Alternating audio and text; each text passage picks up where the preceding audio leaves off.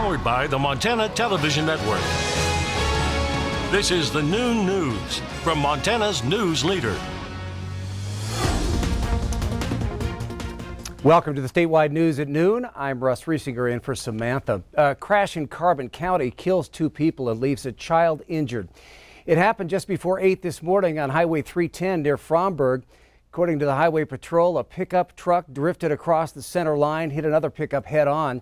The drivers of both the trucks were killed in the wreck. A child was also taken to the hospital with a broken leg.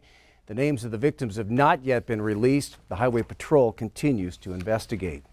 A Missoula man is in the hospital after he was hit by a car this morning.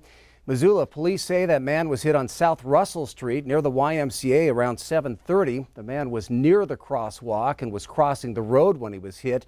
He was transported to the hospital with serious injuries, we're told.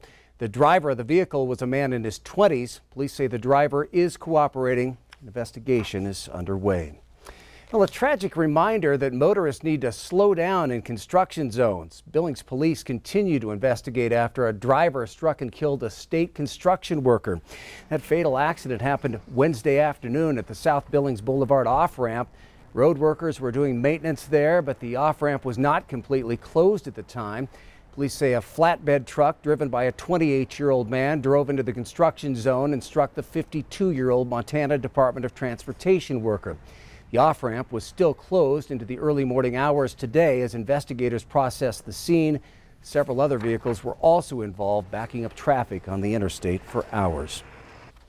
Well, a 52-year-old McAllister man died in an accident yesterday. That accident happening just after 3 p.m. on Highway 287 North and Cameron Drive near Ennis at mile marker 38. The victim was driving solo and trying to make a left-hand turn when he collided with a car.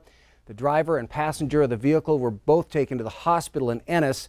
Highway Patrol says none of the people involved in that accident was wearing seatbelts. Well, the list of prominent Democrats targeted with crude pipe bombs is growing. At least 3 more suspicious packages were identified overnight as federal investigators scramble to find who's responsible before one of them explodes. Hillary Lane is in Lower Manhattan, where actor Robert De Niro was apparently a target. New York City's bomb squad transported a suspicious package this morning that was addressed to actor Robert De Niro at his production company in Lower Manhattan.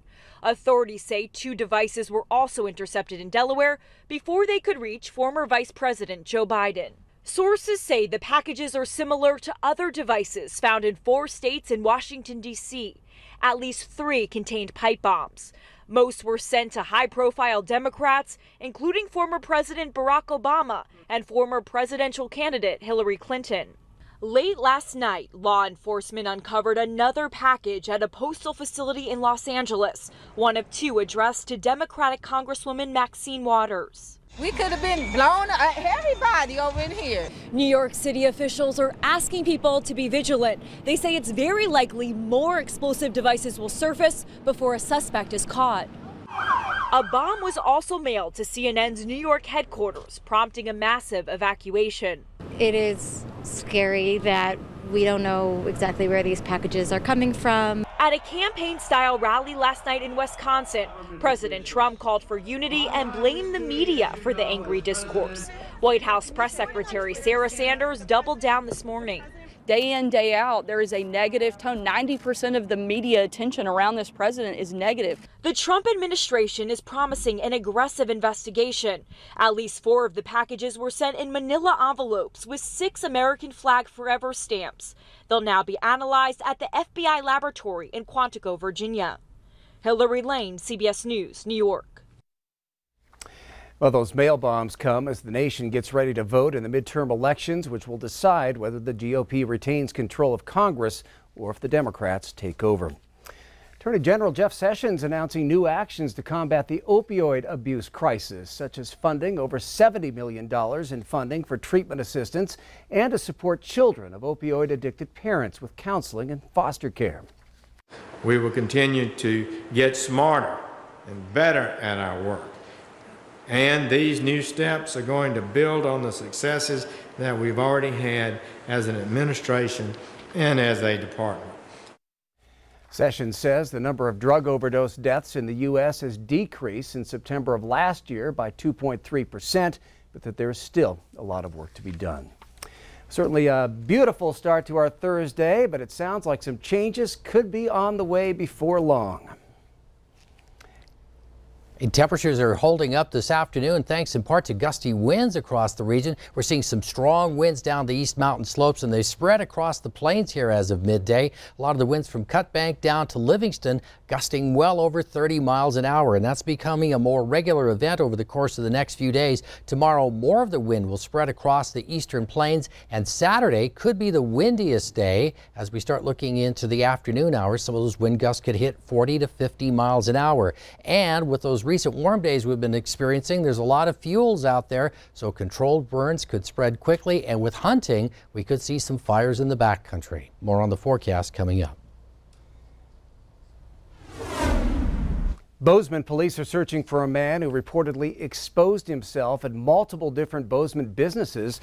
Police were able to get security footage of the man who they say exposed himself on 4 separate occasions between July and October of this year.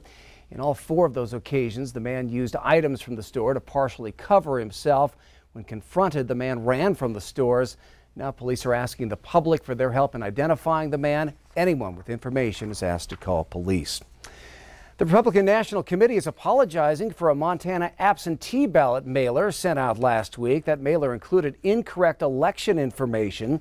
In a statement to MTN on Wednesday, RNC spokesperson Mickey Carver said, "We regret the unintentional error in our recent mailing.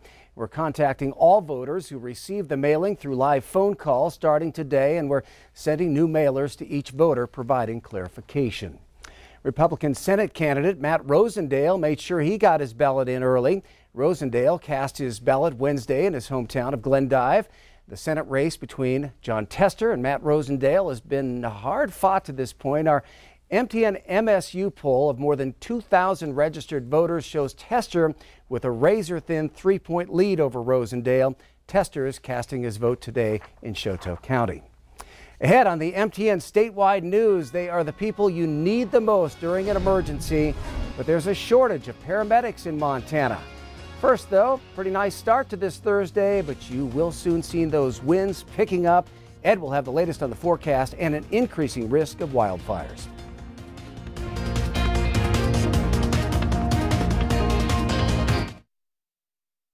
You're watching MTN News with Samantha Sullivan. Storm Tracker weather with Ed McIntosh, and farm and ranch news from the Northern Ag Network.